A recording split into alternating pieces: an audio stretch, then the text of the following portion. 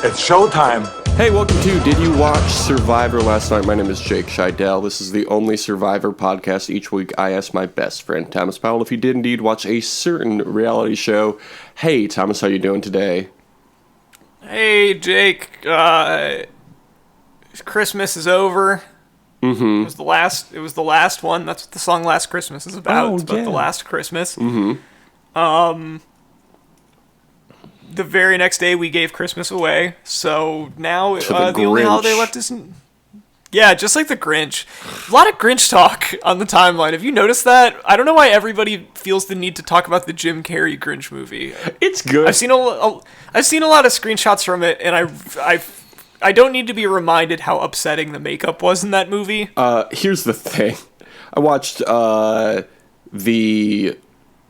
dude with... Who's the guy from Glee? Who's the Grinch now? And they did the whole musical. Is it Matthew Morrison? Is that guy's name? Watch that. So bad. So bad that it makes the Jim Carrey Grinch movie look like a masterpiece. So watch that, and it was very good, actually. Got you really in the Christmas spirit, which is what we're all about. What Christmas movies did you watch this year, rather than just ragging on the perfect Grinch movie? I watched...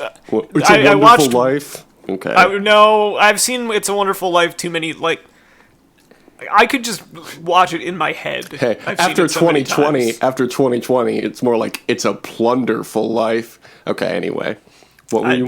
I don't follow, but anyway, I feel like I've seen that one enough times that I don't ever need to see it again. I watched the movie Happiest Season, which apparently everybody else did too. Yeah, it's a good movie. It was okay. I liked it.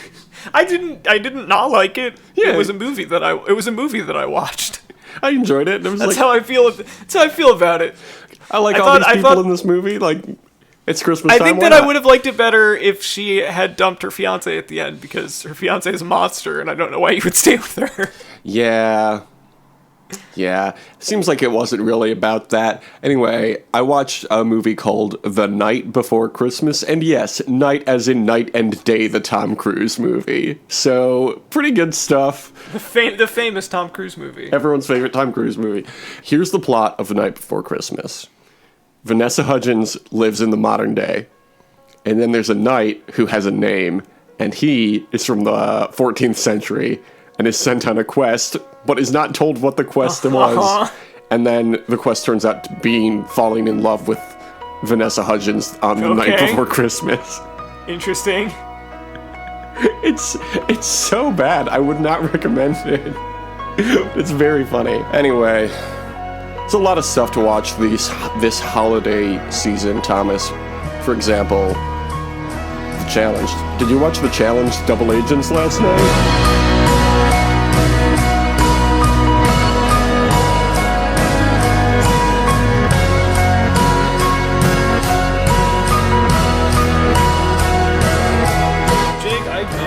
What did you think of this episode title, which was Enemy of the State? It was one letter away from being the title I wanted it to be. But it makes more sense. Enemy of the Slate? No, Enema of the State, the classic Blink-182 album. But, yeah, no, I also thought of that. But, yeah, when I saw that. I don't know. Yeah, Enemy of the State is a movie about espionage, right? That makes sense. There are agents in that movie. Yeah, and some of them double agents. We start off in the house. Kyle says that he doesn't trust Anissa and Fessy now. Then he and Fessy get in a big argument about Kyle lying. Then Wes shows up and Kyle tells him that the whole stupid brigade voted him in. I like referring to these people as the whole stupid brigade. I think that's a good name for that alliance. Then Kyle gets in a fight with Wes, but Cam shuts it down because they're partners now. Once again, Cam being great. This was Kyle great. Being Cam a dumbass. diffused this perfectly. Yeah, she's great. She's I like, appreciate her coming in now. and just being like, "Yeah, we're not doing this." Yeah, no thanks. Not doing that anymore. Meanwhile, CT and Big T officially deem themselves Big CT. To be honest, this was the most validating thing I've ever seen on the challenge. Absolutely. I've seen every season since Rivals, right? This was the happiest I've ever been, was seeing Big CT get together. Big T is going to coach CT on being friendlier to the fellow cast members. They give them each other nicknames. Big T is Hawk and CT is Fuzzy Bunny. I love this team. Do you love this team, Thomas? Yes, I do. I thought that this is a fun combination. It's so good. I'm sure the producers loved when they got matched up because they're like opposites and just so perfect together. Anyway, Corey is upset that Fessy had him vote for Wes and Natalie when it ended up not being Wes and Natalie. I feel like they're setting us up for a fight between Corey and Fessy by the end of the season. You know what I mean? Yeah, I could see that happening. Because Corey's like kind of the leader of this group, and then Fessy is coming in and it's like, now I'm in charge because I won the first 2 challenges. I don't think that's going to sit too well with Mr. Corey Wharton, Probably our friend not. from back home. The big dog, Corey Wharton. This is his yard. Just seems like this show would be so much more fun if everyone was wearing Big Dog shirts all the time. Yeah, the big dog brand shirts. Yeah. Do you follow Big Dogs on Instagram? No, I don't. Is it just like them posting shirt designs? Yes. I'm going to say yes with air quotes, because I don't think it's the actual Big Dogs shirt company. I think it's a parody. It's like so the parody. Good. It's like the one that has the "Listen, Buddy, America deserved 9/11" Big Dog shirt design. More or less, yeah. Oh, God. And then we have to get into this mission. Fantastic mission. They have to push each other off a semi-truck going 50 miles an hour. Why not? It's great. Yeah. I loved it. Yeah, this challenge was a great idea, which is why 2 people got hurt very badly doing it. They're not going to do this one again. I loved how excited TJ was like, there's going to be no harnesses this time. It's totally safe. We've got big nets, so you'll be fine. Well, if it isn't the consequences of TJ's actions. It's just like, I love when he was like, if you fall off the back, that's it. Sorry. Yeah, I like that he was like, anyway, great challenge. 2 people are going to the hospital right now. We hope we see them soon. It's like, yeah, you're not doing this one again, buddy. First up is Devin and Nicole versus Cam and Kyle, and Nicole's arm pops out of the socket. The first matchup, there's a serious injury. That's got to be a bad sign. Natalie and Wes then beat Nani and Josh. Amber, B, and Darrell go up against Lilo and Gabby. Nam and Lolo beat Jay and Teresa. Tori beat Liv, but then apparently Michi beat Corey, which I'm not sure about. It seemed like Corey had his feet on the platform for longer, but whatever. I'm not a referee. Also, Tori and Corey call themselves Team Ori. Don't know why we didn't think of that. Yeah, I suppose. Instead of just... I suppose that's all right. Yeah. Team Ori. Good name. You know who their coach is? Robert Ory? Yep. Don't you say that man's name to me. Why is Robert Ory a trigger for you? No, because the shot that he hit in Game 5 of the 2005 NBA Finals to win the game against the Pistons, and if he didn't hit that, the Pistons probably would have won back-to-back championships. Yeah, that's fair. That's fair. Liv injures her arm. Casey beats Amber M. And Leroy beats Nelson. Big T loses to Anissa. Is that right? And then CT and Fessy go, it's a stalemate, I think is how that ended up. Anyway, Leroy and Casey did the best, so they win. Hooray! Remember when I almost picked them to win the challenge and then decided against it because they didn't pull through the one time I did choose them to win? Anyway, just a little bummed out that didn't work out in my favor. Whatever, it's fine. Back at the house, they notice Nicole is gone for good. Nam tells Devin that he now has to fight twice as hard for her. I love Nam. Do you love Nam? I also love Nam. I think he might be my favorite player on the show. He's great. There's just always one dude who doesn't give in to, like, the ridiculousness of the challenge house. He's like, hey, I'm just here to compete. He's, like, cool and chill, but also eccentric. It's a really good combo. Mm-hmm. He is above the petty politics of this game. Like, no one could... who could possibly have a problem with him? So far, nobody.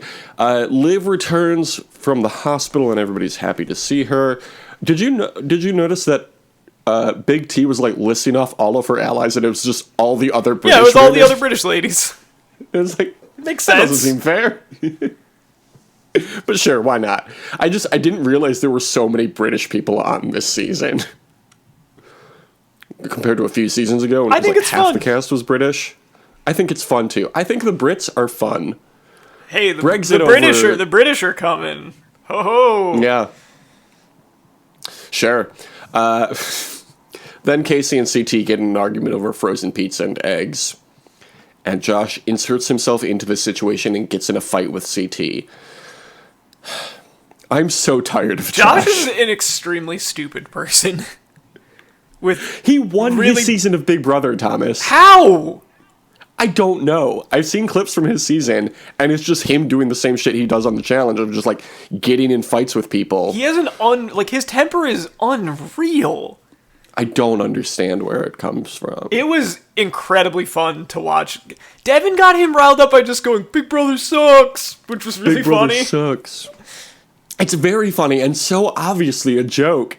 Yeah, like, he's just goofing, but, like, you can tell that Devin knows, like, Devin's a very good button pusher, and this is, like, he couldn't help himself. Like, it was too easy. He just had to keep doing Josh it.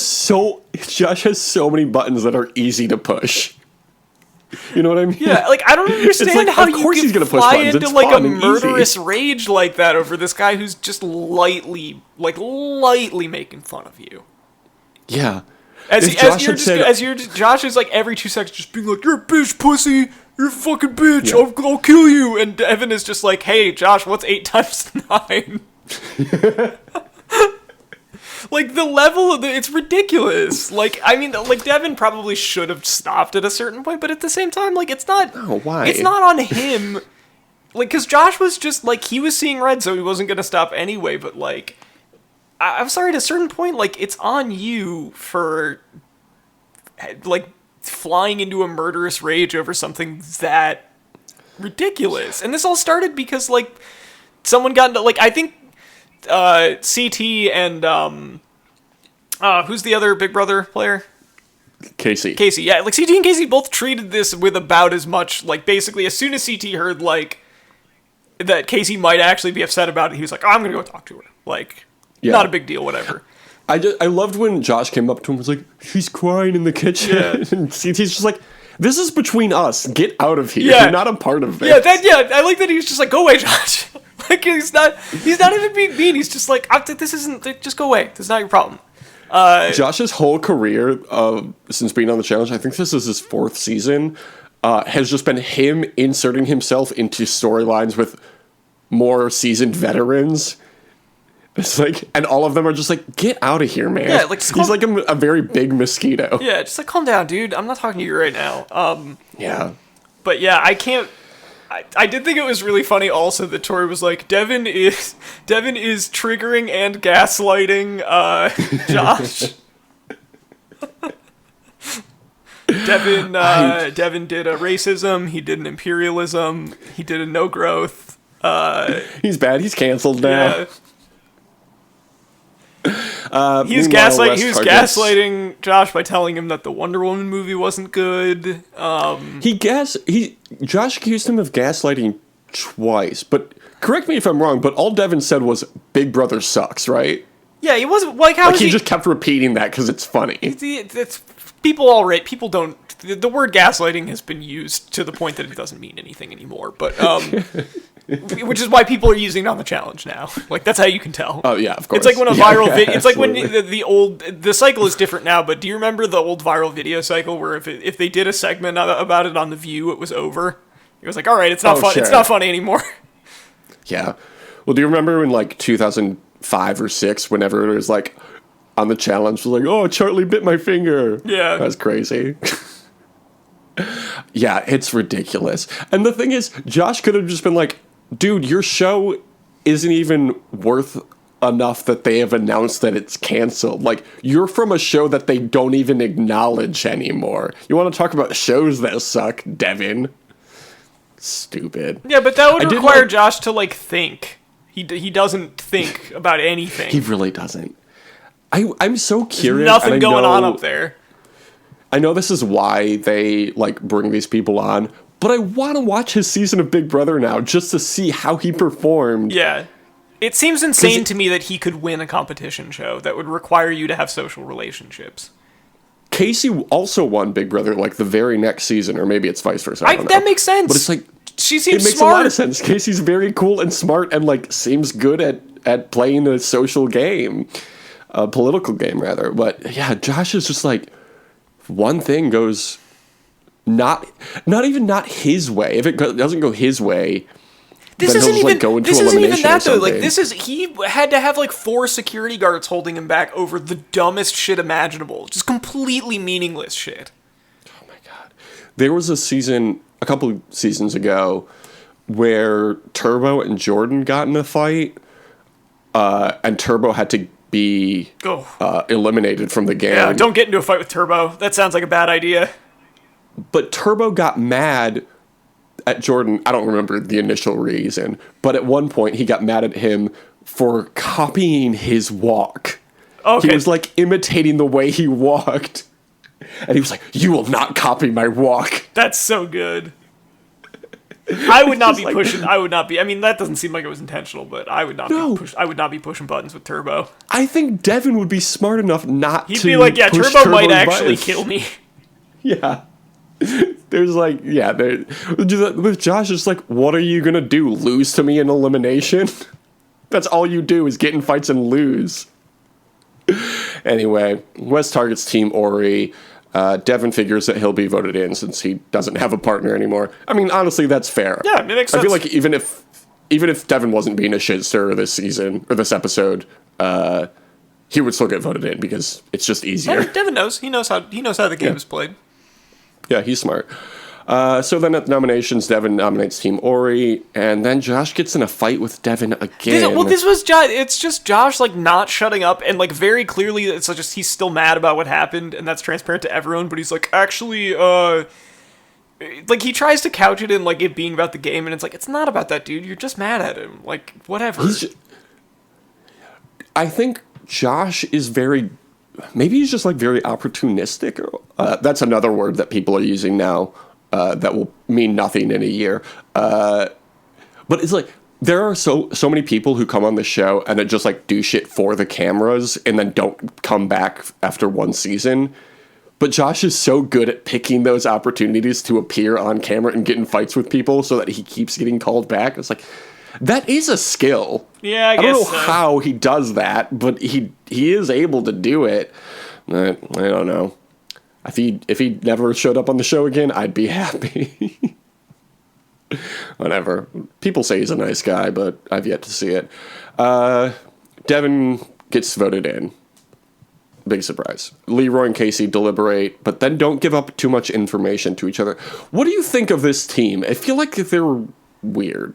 Yes, I think that they're a weird team. It's like, why? It's your partner. Why wouldn't you work with them? Yeah, it is a little weird to like not be allied with your partner. I think Casey's looking to swap. Why? Because this is Leroy's 14th season and he's never won? No, I think it's, I don't know. I think she's just, the way that she's playing right now, like, I don't think she should, because I think Leroy's a good partner, but, like, it just seems like she's like, oh, I'm just looking for the right opportunity to switch or whatever, you know? Because otherwise I don't know why you would play like this. I don't know. I feel like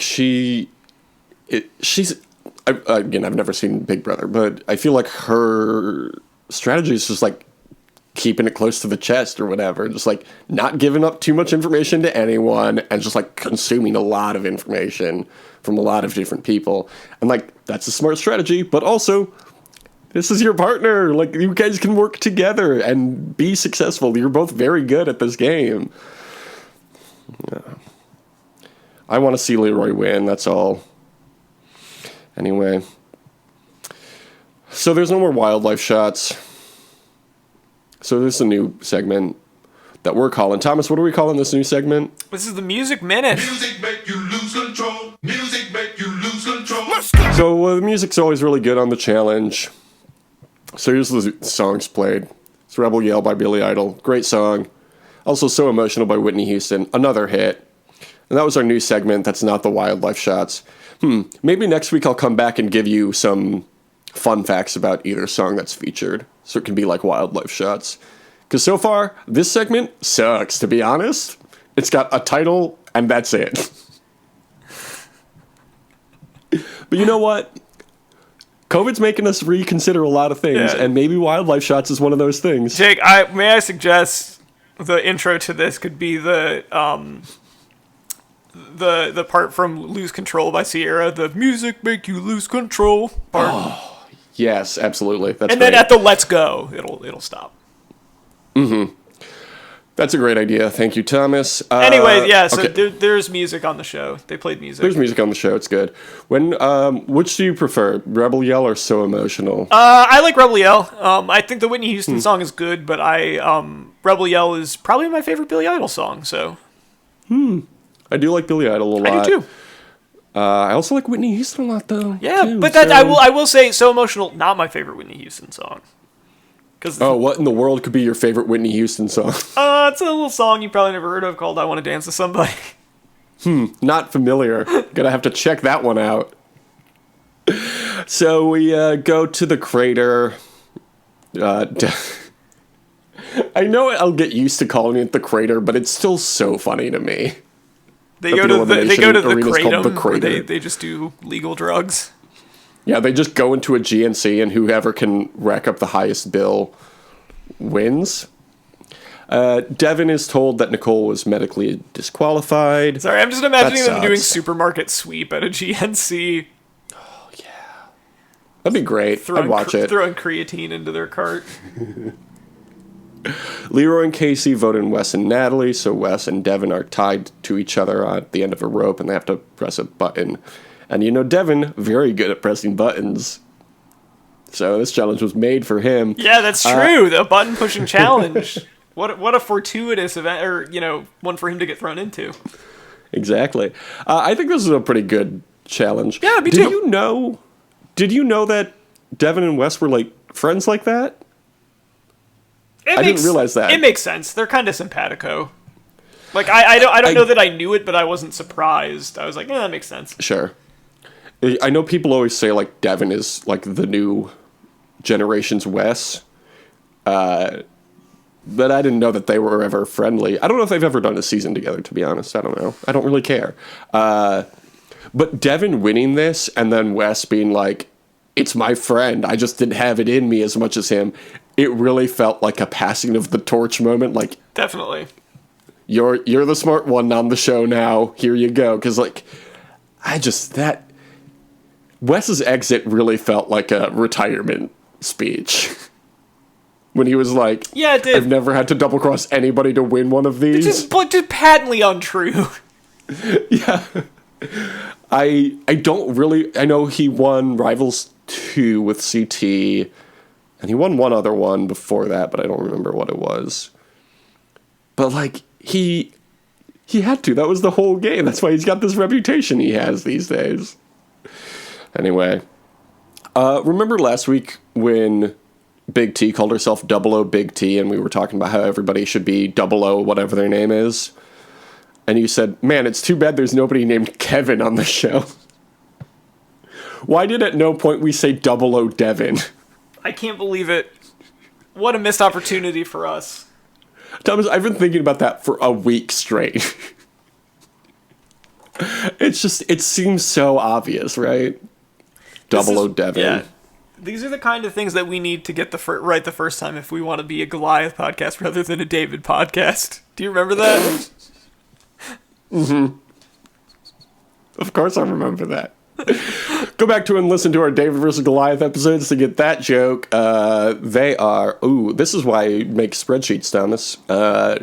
The David vs. Goliath, if you're new to this podcast, David vs. Goliath was episode 151 through 165. So you can go back and listen to those. I think pretty good episodes, if you're asking me. Yeah, David vs. Goliath was a good season. It was. We really had been a David podcast before, and that really took us into the Goliath podcast territory. Yeah, now we are a podcast about the Billy Bob Thornton show Goliath. Sure. Only on Amazon Prime. Okay. Devin takes Tori to be his new partner. What did you think of that? I thought Devin and Tori together. the way that you were saying it like you were gonna say that he took her to be his lawfully wedded wife. Hey, I know you're not up on the gossip of the challenge world, but Tori and Jordan, they used to be engaged. Not anymore. So it's possible. I don't know what Devin's deal is. Maybe he's married to somebody. I don't know. Devin and Tori, good team, bad team? Too similar? I think it'll be entertaining. Tori does not seem happy to be there, but, as evidence by the fact that she was crying and told Devin not to touch her when she came down. So that could be a problem. I think it's going to be fun to watch, though. Yeah. I liked that Devin was like, we're from a show called Second Chances. Like, what second chances? That could mean anything. You mean Are You the One second chance? Do you mean 802? Are they not allowed to say Are You the One anymore? I don't know. There's a lot of people from Are You the One. There's at least 4 people on this season who are from Are You the One. It's like they're still bringing people in from that show. So I don't know why they're like avoiding talking about it. I don't know. It's weird. It's a good show. I miss it. So Devin taking Tori means Corey ends up with Natalie. Good team, bad team, too similar? What do you think? They're going to be a very good team. 2 very strong players. I hope so. Is Natalie good at puzzles? She has to. She's going to have to be for both of them. Yeah, because Corey sure ain't. They're both strong. They're both political. Like, they're both sociable people who a lot of people like. I worry that they're not going to be able to, be as good at as Devin and Tori in a puzzle challenge. Sure. But I mean, I like all 4 of these people, so I would not be upset with any combination. Let's talk about these points. Last week I had 7 points. You had 4 points. So I was kicking your ass, as they say. You got a point for Leroy surviving. I didn't realize they said that. They do say that. You also got a point for there being no wildlife shots. So you're now up to 7 points. That's right. Mm-hmm. I was at 7 points last week. Got a point for Jay surviving. So now I'm up to 8 points.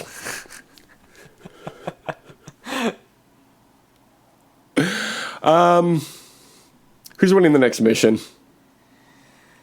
I'm gonna say Corey and Cam last I'm gonna week. say Corey and Natalie. Ooh, I think they're gonna hit the ground running. Okay, I like that. I'm going to say, how about Lolo and Nam? They gotta win one of these days. Yeah, I think they're gonna be in the mix quite a bit. So. Mm-hmm. Who's getting voted in? Do we have to pick? Well, I guess you wouldn't pick who loses because like everybody else loses. Yeah, well, that's the next one. Who's getting voted in? Who's getting voted in? Who will the cast vote in? The House vote in. They'll have their weird tribal council with no host, and then they'll all vote. So it's going to be female. It's going to be a female elimination this time around. I would guess, yes. If it was male, I would say Josh, but I don't think anyone's going to vote Nani in because I think she's a good competitor. I think people don't necessarily want to go up against her. Mm-hmm. I'm gonna say, oh boy, gonna say Gabby. Sure. I'm going to say Big T. I was thinking about it. Hate to see it, but who is going home though? If Gabby gets voted in, I think she's going home. Okay, I'm gonna say Amber B. Why? That's stupid. Whatever. It's too late now. I already said it. Who is getting traded, or who will be the next person? Okay, let me try to figure out how to formulate this sentence. the person who wins the elimination, who will their new partner be? There we go. Did it without any trouble. It'll be a male competitor this time, most likely. Yeah, who do I think somebody would trade their partner for? I'm gonna say someone's gonna steal Nom. I hate to think it would happen, but I could definitely see somebody doing it. I think the winner will take Fessy. Yeah, Fessy. Yeah. Okay. What are your any other predictions you have for the next episode of The Challenge Double Agents? I'm gonna try and call my shot on the music. I'm trying to think of what like an 80s like band that they would play would be.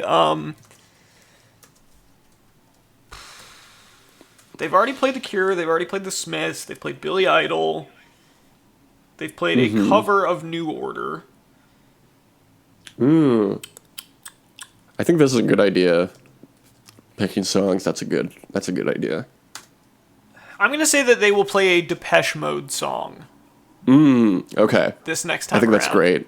I think that's a great idea. I think it's gonna be a Blondie song. Okay. I listened to Parallel Lines again recently. Good, man. Great fucking album. Great band. Fucking album. Great band. Thomas, if people want to see your takes on new wave rock and roll or I was just tweeting about Psychedelic football? First today.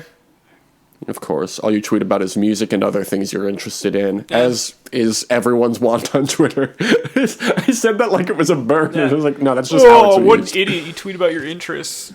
If you want to hear Thomas's opinions about his interests, you can follow him at Tom Not Tom on Twitter. Great. You can follow me at Jake Scheidel. You can follow this show on Twitter at DYWSLN. We're also on Instagram at The Only Survivor Podcast. Recently got a new follower. So How very exciting. That's pretty exciting. I looked at the numbers from last week's episode. Significant drop-off from the premiere episode to the second episode, as is always the case with this podcast, despite it being a 5-star podcast. So if for our loyal listeners who haven't left a review, Thomas, can you give us that boilerplate review one more time? Yeah, it's this is my favorite podcast. I like it better than all the other podcasts. I give it a big thumbs up. I love it. All right, well, that'll do it this week on The Only Survivor Podcast. Have a great quarantine. Deuces. I lay awake at night, false lover, just so troubled. It's hard to keep a job, laid off, I'm having double trouble. But hey, yeah, they say you can make it if you try.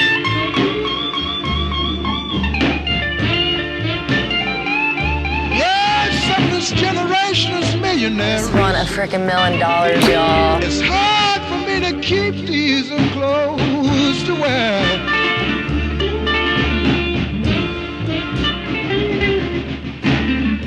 Your love got me walking, baby, when I have no place to go. The bad luck and trouble's taking me. I have no money to show. Hey, yeah. They say you can make it if you try.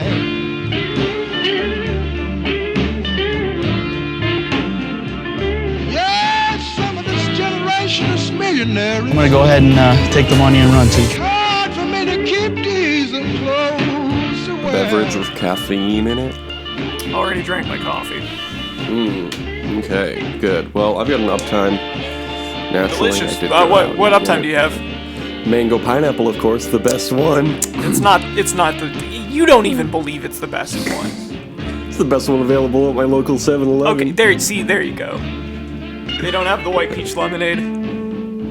No, I gotta go all the way downtown to get that one, apparently. That's bullshit. I am not doing that. Total bullshit that they would put you in that position. It's just like, they know what I like, and they know where my local 7-Eleven is, I assume. Yeah. I'm sorry, I thought that we were trusted brand ambassadors, but apparently Apparently not. Apparently they decided that it's okay to stab us in the back. What is this, fucking Survivor? Oh, thank you. Yes, I'm Mr. Relations millionaire. Who wants to be a millionaire? Here we go. I ain't even got decent clothes to wear.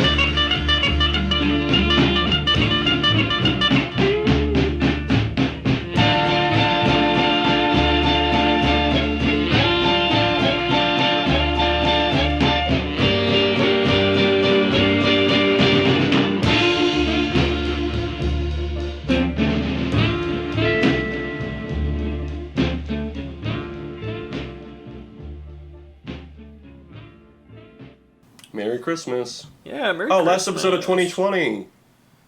Yeah, you're right, it is, isn't it? May old podcast be forgot.